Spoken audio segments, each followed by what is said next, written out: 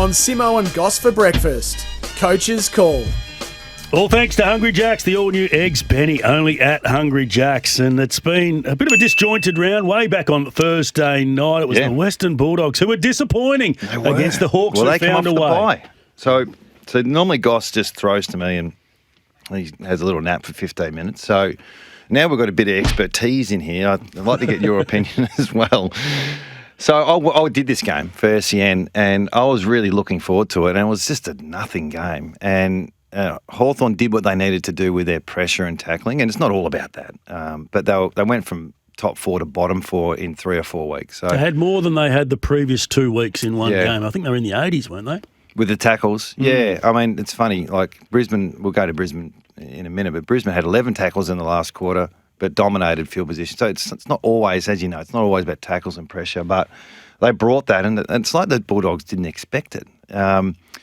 So, yeah, maybe the bye didn't work well for the Bulldogs because a lot of those players were still in Bali halfway through the third quarter. What is it about this Bulldogs team that, you know, their best seduces us? We go, these guys are the real deal, but very rarely do they do enough to finish inside the top 4 to give themselves a real chance. Well, this year, I thought they've done a good job with injuries, and this is what we spoke about earlier. They're so good at clearances and scores from stoppages. Like, they're number one by a mile. They're breaking all types of records. So what do you reckon you do when you play the Bulldogs? You go after that. And, you know, sometimes, and it's a bit like Fremantle last year and a little bit of Fremantle this year, if you take that away, what's underneath it? What's the underbelly? And I think when that gets exposed, their bottom 4 or 5 players get exposed. And I don't think they're, well, they're 6 and 6. So before the game, I was thinking, well, who's this more about, Hawthorn or the Bulldogs? And ended up being the Bulldogs. So well done for Sam. He had a good week as a coaching group. He sort of got the best out of him for the weekend. And they got Adelaide next week. Who are the Doggies got next week? It seems to be Saints on Thursday night. That's a banana peel game too. You know, if they get out-hunted for that game, then, you know, finals might not be as easy as we thought. Another strange game, Adelaide Oval. It was Adelaide in there by 5 points, but all the numbers, particularly in that last quarter, suggested that maybe Brisbane should have got that one too.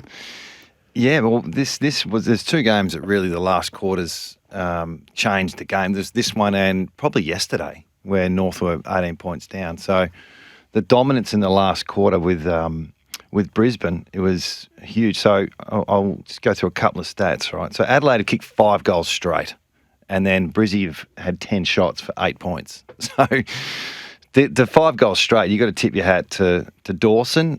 Smith had 400 metres gained in the last quarter. So you got to admire that. But 13 forward-half turnovers to Brisbane is huge because if you get over 20 in a game, you've done all right. So they've had 13 in one quarter for 3 points. So they just couldn't handle the density of the in-out plays in that last quarter, and some of the players missed some easy shots. So the one that got away, but I think both teams, they don't lose too much from that other than 4 points for Brisbane, who've got a couple in the bank. So Brisbane, we know, best kicking team. They hit the 45 up all the time. How difficult is it to try and stop what they're trying to do? Because it's pretty clear that I think they're the best kicking team in the comp, but nobody can seem to stop it. And if you do stop it, do they have other avenues to make it work for them? It's a good question because it was wet, and I was thinking a bit like, and I don't want to compare Brisbane to West Coast, but they do control the ball a little bit like we used to do. It was like, we'll kill you with 1,000 cuts. We'll own the ball a little bit, make you defend for longer, and then when you get a bit fatigued, we're going to go right at you. And I think that's what Brisbane do really well. But when it's wet, they've got to find another way. And so there's more depth to them than just that, Hayes. But they looked a little bit more vulnerable in the wet weather. What did you think? I think they still maintained the footy. It was amazing, that ground. Like, it was really wet. But then once the rain stopped, amazing how quickly the ground drains, and they were able to get back to handling the footy pretty well. Well, the only thing, they've had 65 uncontested marks. They're normally 110, 115, but you're right. They still want to control the ball a little bit, although they had 120 handball receives to 74, so it was a little bit different in the wet, but you are right. Adelaide had 47 uncontested marks. Dean Cox and the Sydney Swans, they found a way. They had to find a way. I don't think it keeps their season alive. I don't think they could make a big run at it. But, the Tigers were disappointed. They looked tired. They weren't coming off their bye, were they? No, they weren't. No, they weren't. No, I think I've heard Adam Uze talk all summer and all season about fight and spirit, and we're just going to bring that energy. and I didn't see that on the weekend. Tied group. There's some senior players back on that side now. Like, it's not as young as it was early, with Taranto and Hopper and Prestia and Lynch and Curvis and Voston and Broad. It's not like they're all babies. So the pressure factor was 160 for them, which that's not spirit and fight. What are you targeting from the pressure factor? Is it around 200, sort of anything above 200 is elite? Yeah, 184 is average. I don't even know what it means. As a coach, it took me a long time to go, what?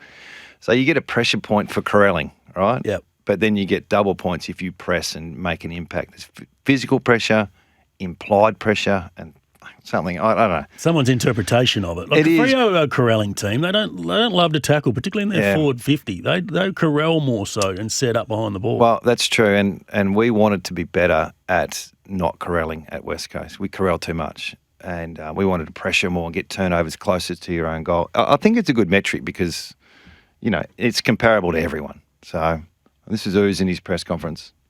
The second quarter, third quarter did. And it wasn't something I sensed before the game because we started the game really well. So, yeah, really, really disappointing. Middle part of the game, just totally outplayed. They dominated clearance, dominated time and half, dominated inside 50s. And the things we tried just kind of didn't work. To our boys' credit, in the last quarter, we responded the right way. We kept trying to fight. Inside 50s started to even up in our contest. But, yeah, really disappointing middle part of the game and just wasn't up to AFL standard. And the Cats, they were too good for the Gold Coast Suns. They won that by 24. How'd you sum up this game? Wet, wasn't it? Yeah. Was it entertaining? There wasn't too many entertaining games across the weekend. Where they're sort of set in most venues. Yeah, the old long sleeves come out Except now. For Bunbury, no excuse for that down there that we watched yesterday. That was a pretty nice day.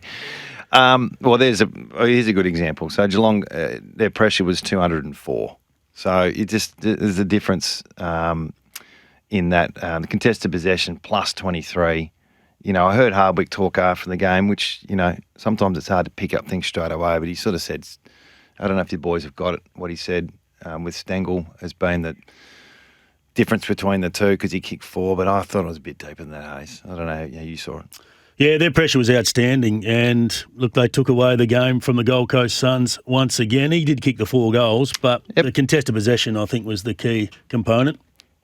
In these sort of conditions, you've got to make the most of your chances. There's a guy by the name of Tyson Stengel that kicks 4 goals. He's the difference in the game. Jeremy Cameron, 0. Patrick Dangerfield, 0. Tyson Stengel, 4. Yeah, there's a bit more to that. I think he got on the end of some really good contest work. The clearances were break even, but in general play, Geelong were plus 22 at ground balls. So, and a bit like yesterday, from a coaching point of view, and every coach is different. So North were playing an extra behind the play a lot from stoppages, which is weird, a deep drop, and so were Geelong. And both coaches said, no, we're just going to play our way. And sometimes you play into those numbers, and that's when it's hard to score. So, yeah, Geelong, when they play down there, I've been down there a couple of times this year to watch them play, they really generate a spare. Sometimes you can't stop it because they just do it 3 or 4 different ways. But when it affects the game, you've probably got to work a bit harder to equalise it in the front half. They love an extra number behind the ball because they almost set up from the back half. They did for a long time with their clearance game, which was pretty average. Bailey Smith goes out. What about putting more time into Max Holmes, who had a day out, 800 metres gained and 40 disposal? It's another one where it's a coach's call. Well, he's had 40 possessions, 21 uncontested, 10 clearances, 19 contested, and he's had 7 inside 50s. So Dimmer doesn't tag. So that's just what we don't do, and we don't equalise. We will take on our spare versus your spare. So there's some coaching moves that makes it really predictable if you're a player. You go, right, I know what we're doing. We don't have to coach our way out of this. We're going to beat them with system, and that shows a lot of confidence in each coach. But it also you can be quite stubborn too. Geelong have 3 callers, don't they? Like where they can put Atkins on someone. Yeah. Mullins has been doing in recent times. They're not out and out tags, but Anderson, I think Noah Anderson's a real chance for the Brownlow medal. They did sit Mullins on him for most of the game. Well, and then he got that. Luckily, he's okay. So, look, I think Geelong's method around, we'll find a spare behind the play and we'll do it through a wing, we'll do it through a ruck, we'll do it through dropping off a high forward, but we are getting a spare behind the play, and we also like an equalised stoppage. So they'll send a forward up if Gold Coast do. So there's a good method around what Geelong does. It's flexible, though. It is flexible. The big difference, or the big disappointment, was the Giants. They got beaten by Port Adelaide. Let's take a listen to what Adam Kingsley had to say after the game. We didn't play as well as what we would have liked. A bit disappointing, but I thought Port were pretty good, particularly the way they defended. It's pretty dry out there, I reckon, and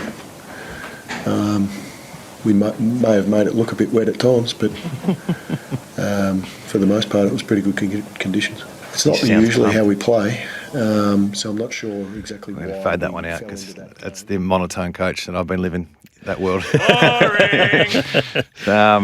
Look, he sounded really flat, and we spoke about the centre bounce failures they've had, scores from centre bounces. It was a couple of weeks ago when I looked at it, so I haven't looked at it in a couple of weeks, but they were minus 70 differential at scores from centre bounces in 4 weeks. Makes a big difference, doesn't it? They're missing some players, but there's something going on there. They're not as hard to play against as perhaps. It seems you take the corridor away from them. Is it that simplistic that they just can't find another avenue? And when you lose in clearance, then that takes away another strength of theirs. Yeah. That's a good question. I don't have an answer. They just look a bit like Freo took the corridor away, no doubt, and they beat them pretty easily. I thought Port was shot. Like that, we saw Port against Freo over here a few weeks ago. They were disgraceful.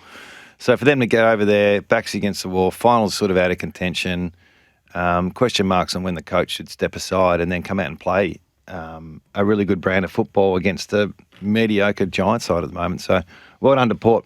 Well done to Port. If you are craving something fancy on the fly, Hungry Jack's has you covered with our brand new Eggs Benny. We'll take a look at the rest of the games after this.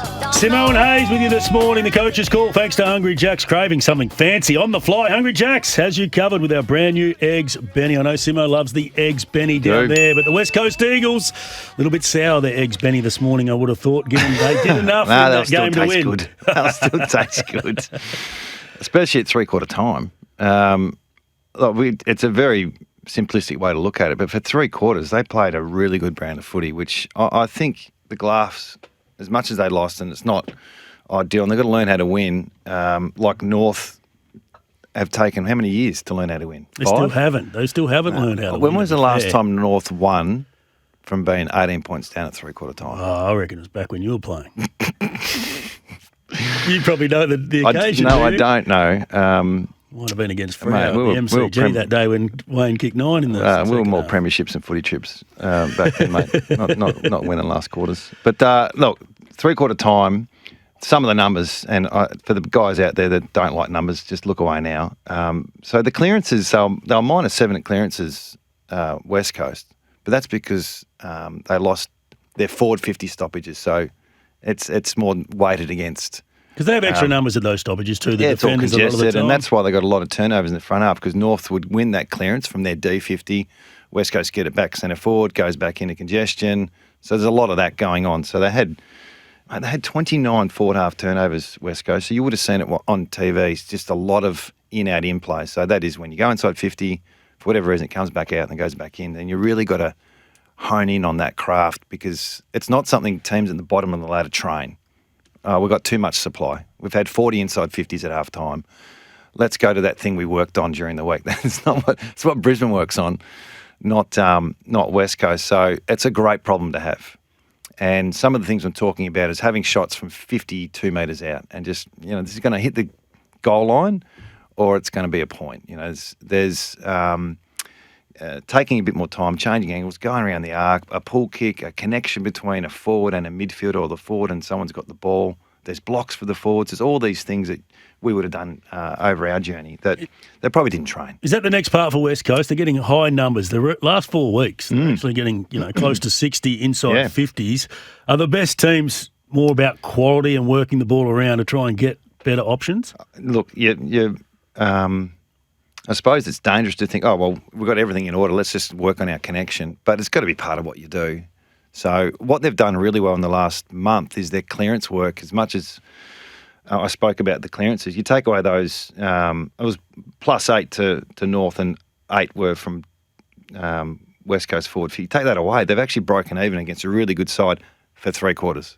So if you look at the last quarter, that's when it got a bit sloppy. And thinking, watching the game, that the biggest challenge that West Coast were going to have was that last quarter with the clearances. So Sherry's had 10 clearances for the game.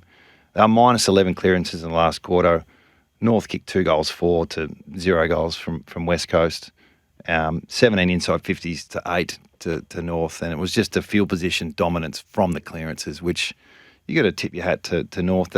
That's their number one strength. That West Coast held off for 3 quarters, and in the end, the Avalanche came. They looked tired, didn't they, in the last quarter? They did. It's a young forward line, Archer Reid getting it done, Jack Williams as well. But I want to ask about some defenders who are getting some more time. Yeah. We've had a few text messages come through. Another one from Sydney and Albany saying glass half full, Simo, Harry Edwards' best game. But Sandy Brock also has been, but Harry was unbelievable. Yeah, and I've been not critical, but some of the things he needed to work on were based around mark versus spoil. Because when you're cutting your teeth and you got McGovern and Barras as your mentors, what do you reckon you're going to do? So it's like, mate, you're not McGovern just yet. Just defend. And I thought on the weekend he found the perfect balance. Like I put him in the votes.